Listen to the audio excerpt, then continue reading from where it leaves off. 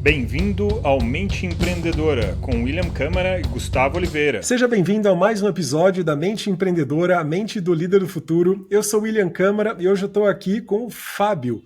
O Fábio Tomé é fundador e CEO da 3i Residencial Sênior. Tudo bem com você, Fábio?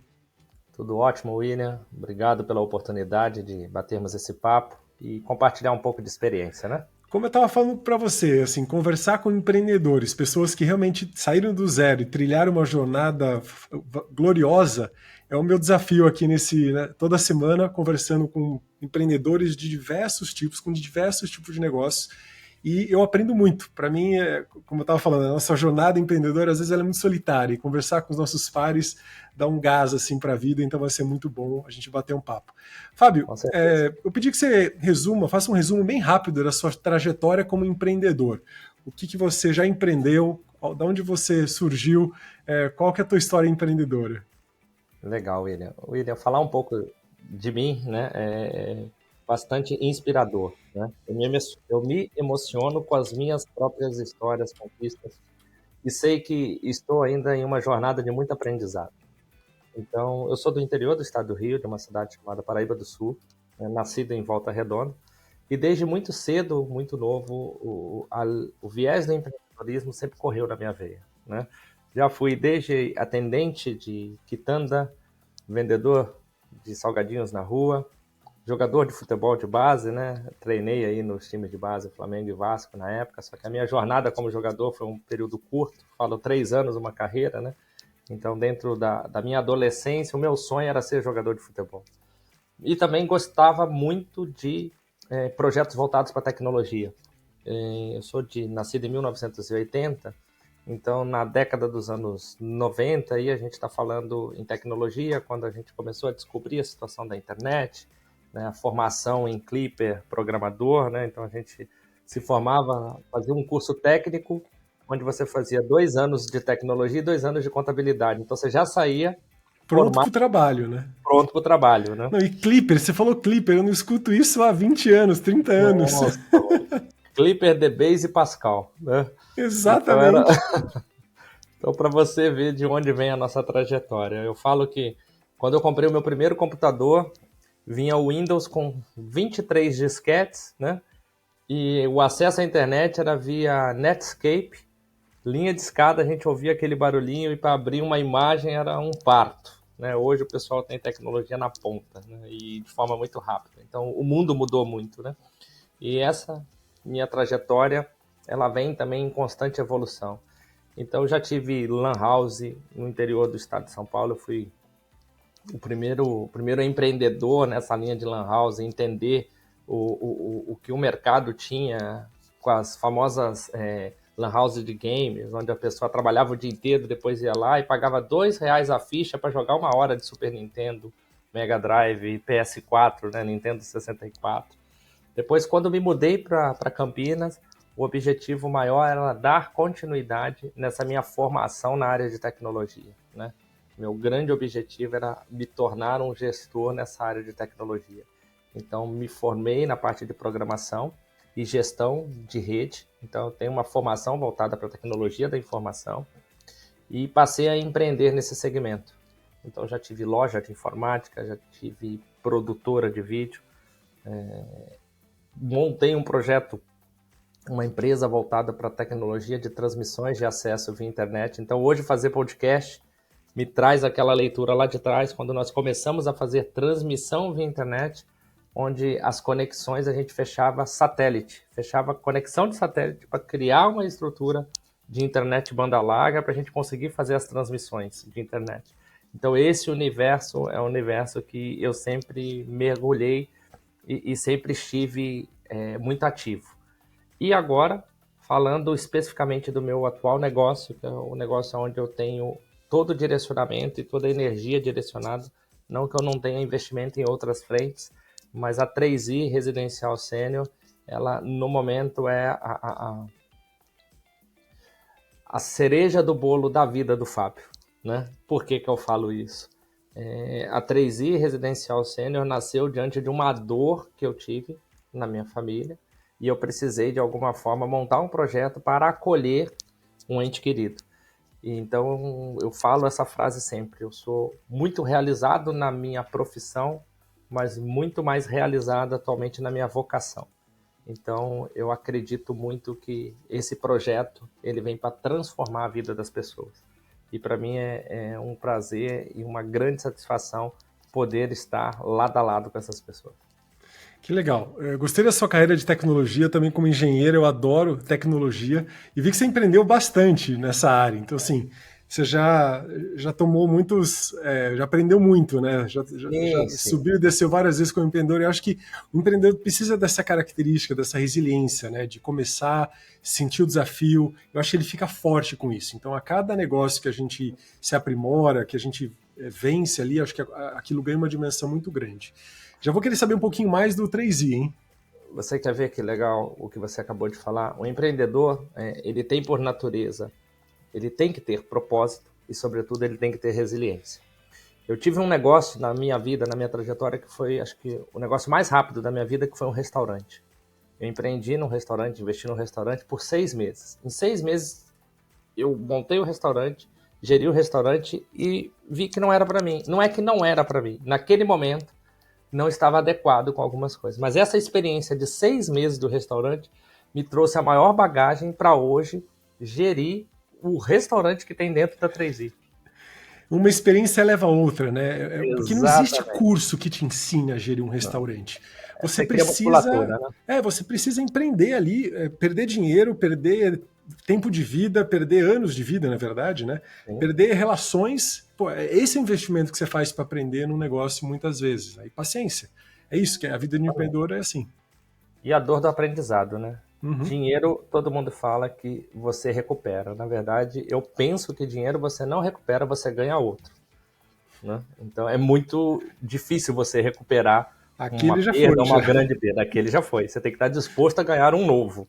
Né? Sim. E esse ganhar um novo é o maior aprendizado que você tem. Não dá para olhar para trás, tem que olhar para frente. Quando você fala Exatamente. de acertos e erros, é inevitável que tem erro que você fala, putz, eu podia ter economizado nesse erro, né? Já era para ter aprendido isso, mas agora aprendi de vez, né? E falando nisso, já te pergunto já, quais foram os seus maiores acertos como empreendedor, Fábio?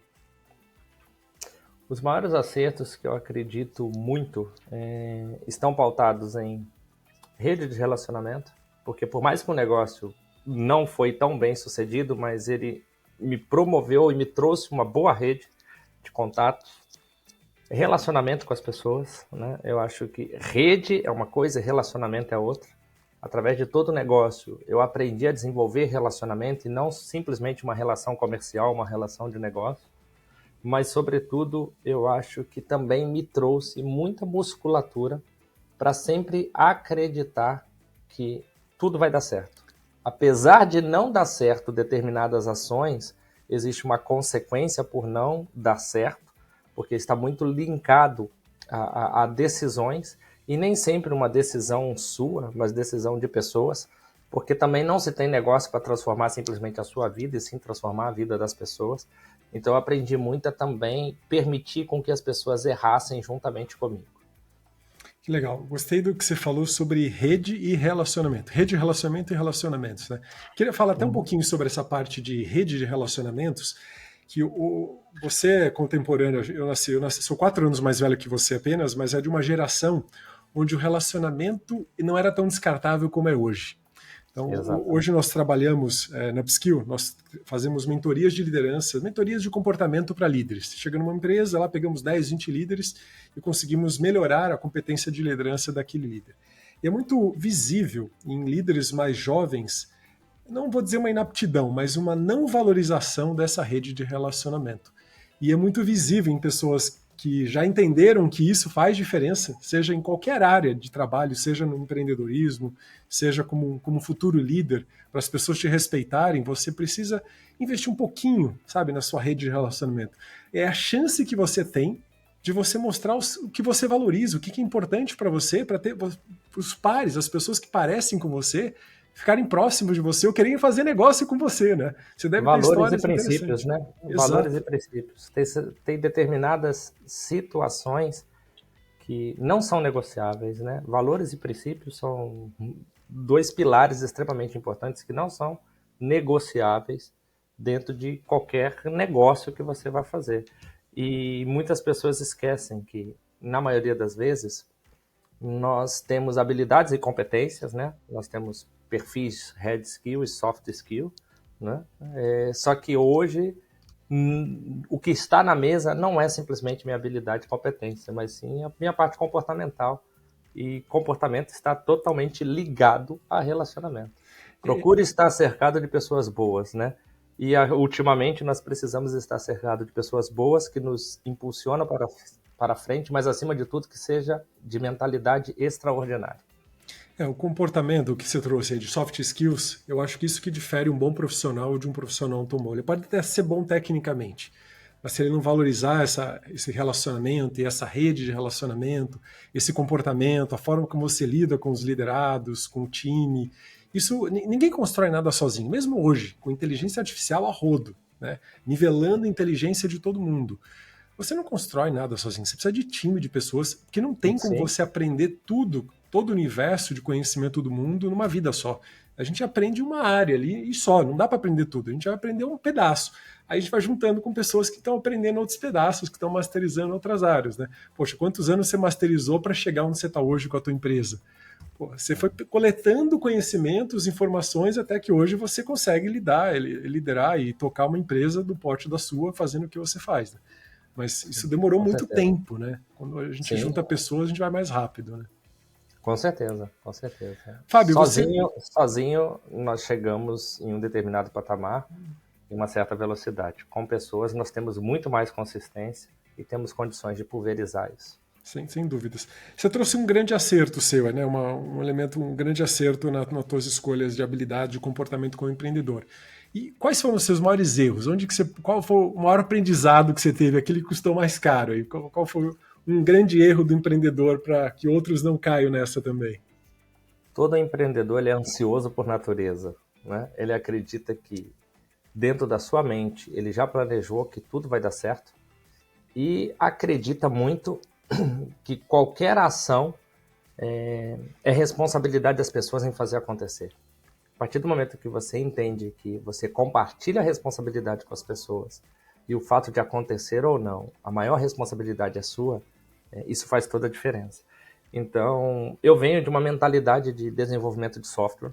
Então, antigamente, se tinha mapeado, inclusive na faculdade, que software você nunca desenvolve 100%, porque você não tem condição, habilidade e nem skill suficiente para pensar todas as possibilidades de um software. Então, como base, você lança o software com 80% dele programado, os outros 20% os beta testers que vão testando e vai trazendo os updates, né? Hoje em dia, esse número já é outro. Hoje em dia você não lança mais um software com 80%, você precisa lançar ele com 95%. E somente os outros 5% as pessoas vão testar. As pessoas não querem 80% do resultado, eles querem 100%. Ficaram então, mal acostumados, né? Exatamente. E a velocidade é outra, né, William? Então, acho que o meu maior aprendizado foi esse, foi dosar um pouco a minha ansiedade em acreditar que tudo seria muito, não fácil de ser feito, não fácil de ser conquistado, mas talvez tivesse uma velocidade extraordinária para um resultado. Porque nem sempre o time que você forma inicialmente está preparado. Tem uma frase que eu usei durante muito tempo nas minhas empresas, e principalmente nas minhas reuniões de liderança, e sempre que a gente tinha algum gargalo, eu parava os meus líderes e falava para eles como reflexão, né? Esse projeto é grande demais para a mentalidade da grande maioria que está conosco. Ou seja, poucas pessoas tinham a capacidade de absorver o tamanho do projeto, a potência que era o projeto, o quão esse projeto seria impactante. Então, a partir do momento que eu consegui identificar esses pares foram me ajudando a dosar um pouco a minha ansiedade. Porque, por ser empreendedor, por desenvolver uma camada empresarial e por vir de tecnologia, o meu perfil de investimento é um perfil bem agressivo, né? E então eu venho da formação do fail fast, fale rápido, né? Não vou falar que eu não vou falhar, eu vou falhar, mas que seja rápido, para dar tempo de recuperar. Eu gostei eu tenho um contraponto nessa parte da ansiedade, porque eu me identifico muito com esse comportamento. Eu acho que a ansiedade em certo ponto, ela é positiva. Você não trouxe como um ponto negativo, mas por acreditar numa visão, acho que talvez muito perfeita ali, né? Mas eu acho que essa visão que o empreendedor tem, Fábio, ela é essencial, cara. Porque se ele não acreditar nessa coisa que não existe, ele não empreende, ele não segue, não sobe essa escada. Com certeza. Ele precisa acreditar muito, muito, e ainda ter a capacidade de convencer outras pessoas a entrarem no mesmo barco para chegar lá. E não é fácil isso. Não é fácil você conseguir acreditar numa coisa que não existe. E essa visão detalhada, essa visão que o empreendedor tem, essa ansiedade de chegar lá, até de assumir projetos que ele talvez a mentalidade nem tenha uma mentalidade para assumir um projeto grande daquilo, que acaba fazendo com que ele chegue lá. Ele não sabia que era possível, ele foi lá e fez. Porque pela inocência, né? Eu falo que ansiedade mais coragem significa empreendedorismo. Ansiedade sem coragem é só uma doença. É uma boa combinação aí. Assim, não basta ter essa ansiedade, essa ânsia de querer fazer. Você precisa ter coragem de fazer, porque aquilo vai te custar tempo, vai te custar energia, vai te custar muita coisa aí, muita paciência com times e com treinamentos e com muitos elementos aí. Sim, com certeza. Não, legal, Fabinho. Bom entender. Eu gosto sempre de esmiuçar a cabeça do empreendedor, porque empreendedores e empreendedoras que nos ouvem, eles sempre aprendem. Né? Poxa, que legal, esse cara teve essa trajetória, ele acertou aqui, ele errou aqui, ele conquistou isso. Que legal, interessante, é uma visão. Então aquilo dá segurança para o empreendedor, muitas vezes, de ir regulando, né, os seus botõezinhos de comportamento, de habilidades, de hard skills, também de competências, e de que pessoas que ele vai reunir para poder realizar aquilo que ele deseja. E às vezes quem está nos ouvindo talvez já está na trajetória, mas ele em algum momento ele desacredita disso e parece que ele precisa de uma confirmação, né? Então, dependendo do que a gente lança aqui, é aquela confirmação que a pessoa queria para dar continuidade em tudo que ele está fazendo. Tem uma frase que um empreendedor trouxe aqui nesse podcast certa vez, é que ele acreditava que os empreendedores, eles pensam em desistir todos os dias, mas nunca desistem. Porque é um fardo intenso ali, são muitas variáveis para você lidar ali no seu dia a dia. Então tem hora que fala assim, nossa, é melhor desistir, é muito mais fácil, onde eu amarrei meu burro? É, isso mesmo. Todo empreendedor, eu acho que ele tem consigo a capa do Batman e a cueca do Super-Homem. Todos têm. E eles saem para trabalhar todos os dias com isso. Quando ele volta e tira esse seu uniforme e coloca no guarda-roupa, ele percebe que a capa está rasgada e a cueca está furada. Mas no outro dia ele precisa usar a capa novamente. Uma boa metáfora. É inevitável. Você vai ter que colocar a capa e a cueca de novo ali para enfrentar os desafios do empreendedor. Né? Legal, Fábio. Entendi um pouquinho da sua mente. Agora eu queria entender um pouquinho do seu negócio, porque a gente vai entender muito mais de você entendendo do negócio que você tem hoje. O que é a 3i? A 3i Residencial Sênior é uma empresa que foi posicionada para transformar vidas, transformar pessoas e, acima de tudo, um legado para a sociedade. Nós estamos 100% linkados com projetos voltados para a terceira idade, para o público sênior. Um público que até antes de eu ter a dor, eu também não tinha um olhar. É um público que as pessoas não têm esse olhar, mas é, neste momento, um dos pilares mais importantes da nossa economia. O segmento sênior é um setor, é um dos setores que mais cresce e que mais vai ter crescimento nos próximos anos. Então, hoje nós somos uma empresa pautada em serviços voltados para assistência, para hotelaria, desenvolvimento de produtos e serviços para o público da terceira idade. Então, hoje nós somos um modelo de residenciais. A 3i é uma marca de um grupo que nós temos, mas é uma marca pautada no desenvolvimento de moradia assistida, o que nós chamamos de ILPI, Instituição de Longa Permanência para Idosos, que são estruturas voltadas para o atendimento e o acolhimento de idosos, sejam idosos lúcidos e idosos não lúcidos. Nós temos esse projeto mapeado e totalmente segmentado. Então, eu tenho casas para idosos lúcidos e casa para idosos não lúcidos. Nós acreditamos sim no processo de envelhecimento, valorizamos o processo de envelhecimento, mas, sobretudo, acreditamos muito que envelhecer com saúde é um caminho, envelhecer sem saúde é outro caminho. Envelhecer com saúde, você necessita de uma estrutura.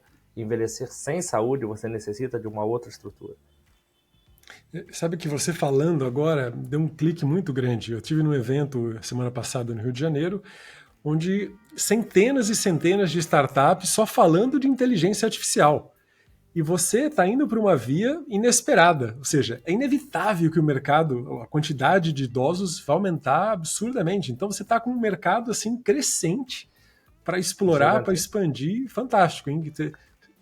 E é um mercado que até 2050, principalmente pós-pandemia, né? Eu falo que a mira virou para o Brasil de forma significativa, porque de muitos países o Brasil saiu muito bem no processo da pandemia, né? Em termos a nível mundial, a nível global, se você pegar estatísticas.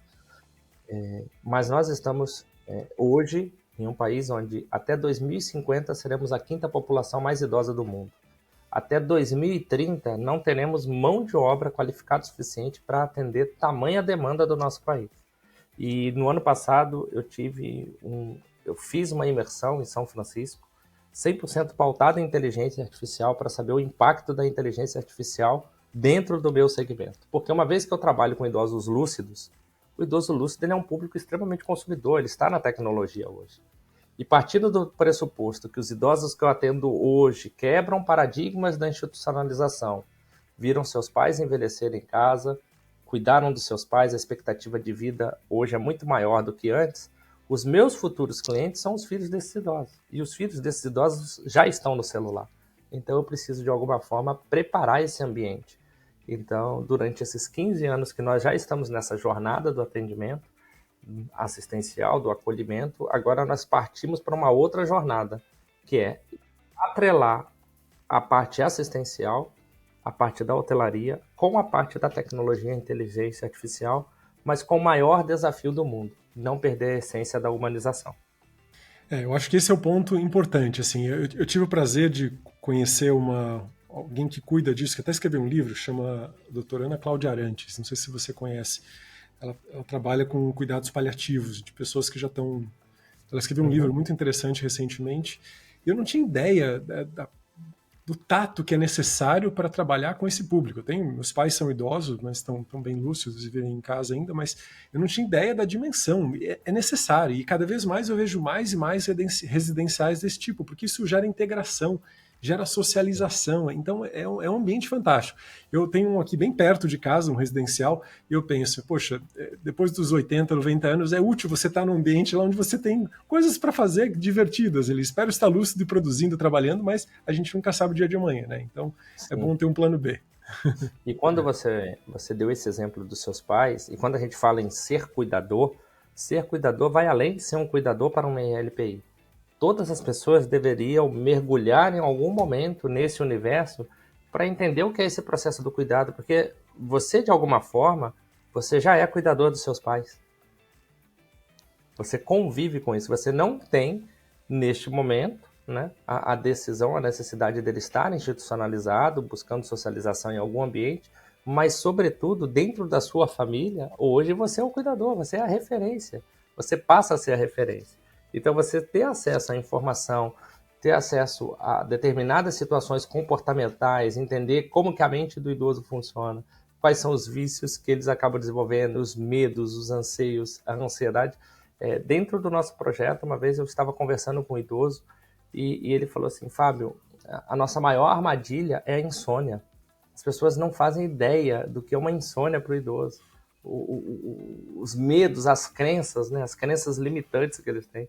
Então nós ficamos assim, sabe, horas e horas conversando para poder entender, e isso faz total sentido, né? Então hoje é muito importante isso. Eu acho que todo filho tem a chance de aprender com os pais, né? Que estão mais velhos, aprender o que fazer e o que não fazer, né? Na sua menor idade, na sua terceira idade. E é uma grande chance isso aí. Hoje você trabalha com uma unidade, você trabalha com modelo de negócio que é replicável. Como é que a 3i trabalha, Fábio? Hoje, dentro do nosso grupo, nós temos 25 produtos mapeados dentro do nosso roadmap de lançamento. E o residencial, a 3i Residencial Sênior, é uma ponta do nosso negócio e que hoje nós buscamos, através do franchise, replicar esse modelo de forma repetível e escalável. Então, hoje nós já temos total competência dentro dessas áreas para apresentar projetos que possam ser geridos por outros profissionais que tenham a mesma sinergia, os mesmos valores, os mesmos princípios, e que vai nos ajudar a pulverizar essa metodologia a nível Brasil e a nível mundial. Tá? Então, hoje nós temos essas casas estruturadas e optamos pelo franchise para fazer um crescimento, esse crescimento exponencial, né? Porque nós vamos atrair pessoas que queiram levar a bandeira 3i para outros estados. Eu adoro esse modelo de franchising. É um framework onde você modela um business, uma forma de trabalhar, e alguém pega o negócio pronto, lá tudo mastigadinho, facilita a vida do empreendedor, em alguns aspectos, porque tem elementos que são muito circunstanciais e inevitáveis, né? Mas facilita a replicação do negócio. Né? O franchise me permite replicar a minha capa e a minha cueca com um rasgo um pouquinho menor. É uma boa metáfora. Essa metáfora vai render assim para o empreendedor, Vai porque ele se identifica com essa dor aí, né? O Sim. empreendedor, é inevitável, né?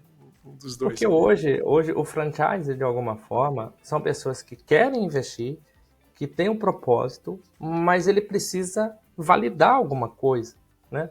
E quando ele acredita no modelo, se identifica com a história de quem está por trás da marca, entende os valores, o propósito, ele cria uma rede de crescimento exponencial e de pessoas que, na verdade, vai te ajudar também a melhorar o seu processo, a melhorar a sua marca, a melhorar o posicionamento. Ele vai trazer experiências e elementos locais que muitas das vezes eu não tenho. Eu estou montando uma unidade em Recife nesse momento e a minha expertise é sobre o negócio, mas a cultura local, nada melhor do que um empreendedor local, do que a pessoa que está aqui para entender essas particularidades. Daí eu falo que hoje, falando um pouco da 3i, o meu café da manhã em Campinas é totalmente diferente do meu café da manhã em Recife.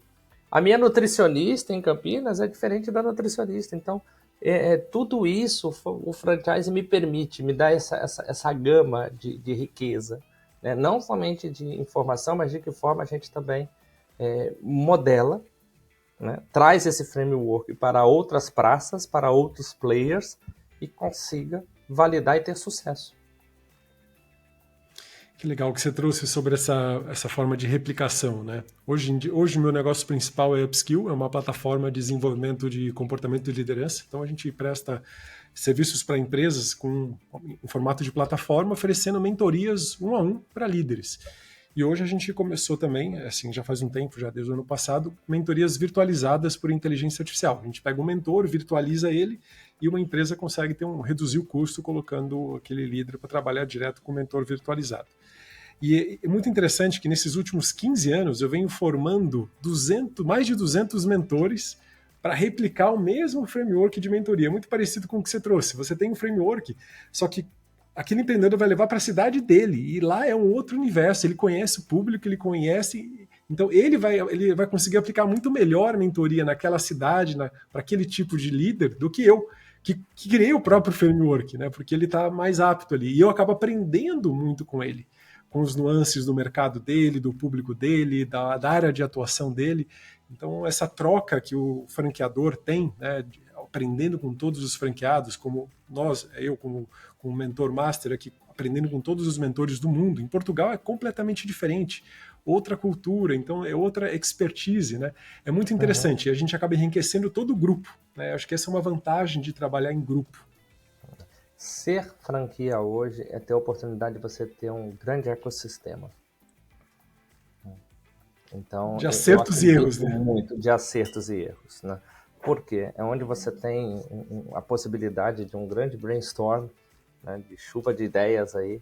Então, hoje você abrir uma reunião, um treinamento voltado com esses empreendedores locais, eles trazem, assim, várias dicas, vários insights extremamente interessantes de ajuste. É fazer o ajuste fino, né? A maior a maior força para o grande navio ganhar alto mar é todo mundo fazendo esse navio ganhar alto mar, né? Mas quando ele ganha alto mar, ele vai embora. Ele vai embora. Então você vai ajustando e vai se permitindo a realmente sair de uma camada operacional e vir para uma camada de gestão. E desenvolver o negócio, sobretudo, de maneira muito gerencial e, acima de tudo, sempre trazendo inovação, pautando em resultados, pautando em margem de contribuição e também criando uma possibilidade de ter, juntamente com vocês, líderes que sejam compatíveis com essa metodologia e com essa possibilidade de crescimento. Fábio, você trouxe, eu fiquei curioso com uma pergunta aqui na minha cabeça quando eu falei de inteligência artificial, e você trouxe que você já vem trabalhando isso já há um tempo, já, né? Até para o teu próprio negócio. Como é que você vê a aplicação da inteligência artificial lá na ponta do teu negócio, lá na entrega do teu negócio? Hoje, o nosso negócio ele divide-se em alguns pilares. O pilar assistencial, que é o pilar 100% linkado em pessoas. Esse é uma ponta do negócio que ele vai sofrer um determinado impacto, mas não a curto prazo, mas a médio e longo prazo. Nós acreditamos sim. Mas eu vejo muita inteligência artificial trazendo muita velocidade em determinados processos administrativos, processos de validações clínicas, né? Avaliações de exames, por exemplo, é uma situação que eu vejo muito ganho. A inteligência artificial atrelada à parte da medicina dentro do nosso segmento para leitura de diagnóstico, para acompanhamento de procedimentos laboratoriais, eu vejo muito forte, para trazer e empoderar o nosso usuário a ter poder de compra e usabilidade. Eu vejo muito residenciais inteligentes, né?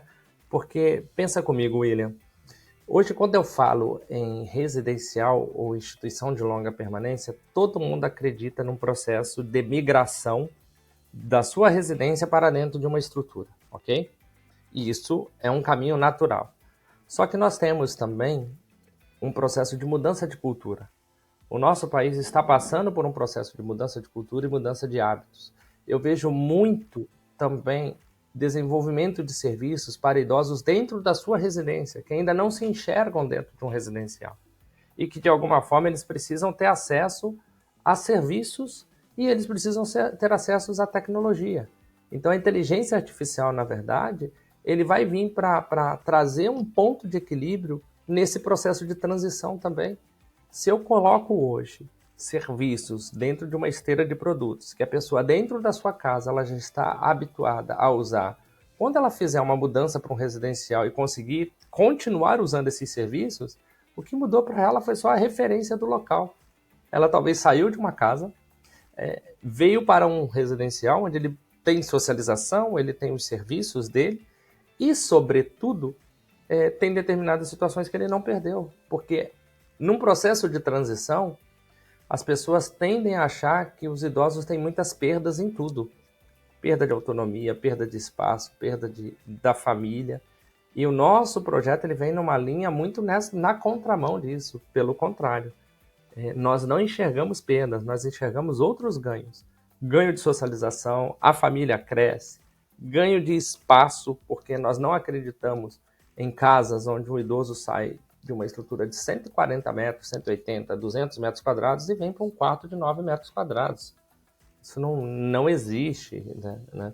Então, hoje, só para você ter ideia, nós temos já o nosso projeto de LPI e vamos começar a testar agora um projeto voltado para um condomínio para a terceira idade, onde nós vamos atingir públicos de idosos lúcidos, independentes, com vida ativa, que trabalham, que tem seu pet em casa, e que precisa deixar, e que no momento que ele precisar de uma assistência, ele vai contratar o serviço de uma assistência.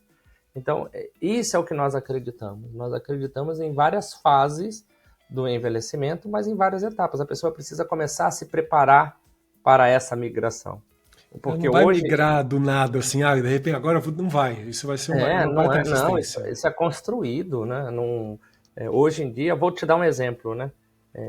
como funciona alguns projetos fora do nosso país. Os Estados Unidos, por exemplo, a pessoa com 50 anos, ele já começa a fazer a transição dele para estruturas menores. Então ele vai trabalhando isso, ele vai usufruir da vida. Com 60, ele dá um segundo passo.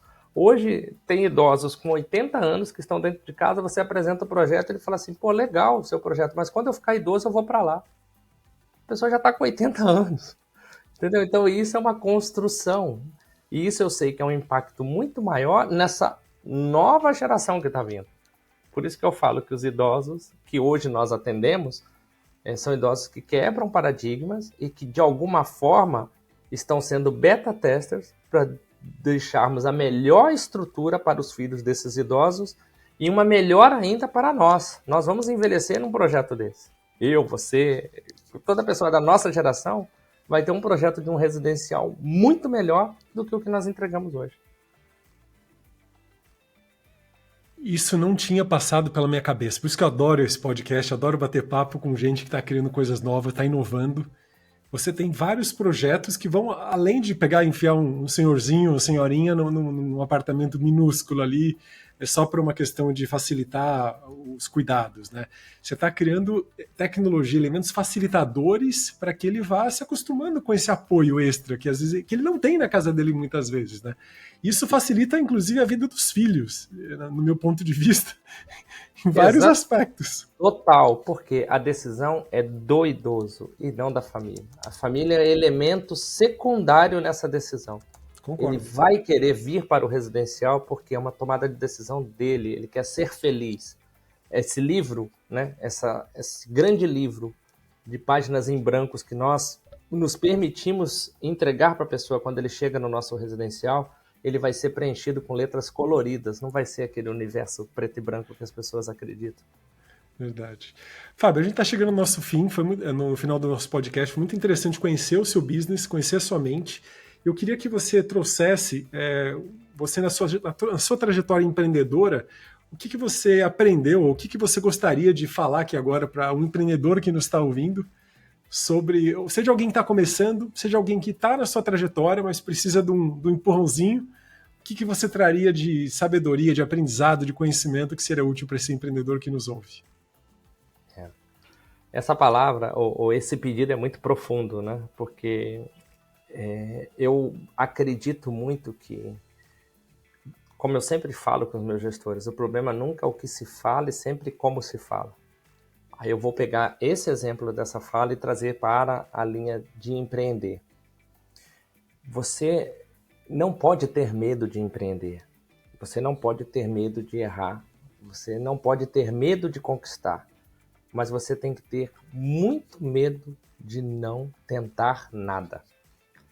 Uma vez que você está certo do que você quer, você está com o coração em paz e dentro da sua mente você consegue estar naquele ambiente que você projeta e, acima de tudo, tem valores, princípios, acredita, não negocia seus valores, lida com a verdade, está aqui para transformar a vida das pessoas, está aqui muito mais para dar do que receber, não tem como dar errado.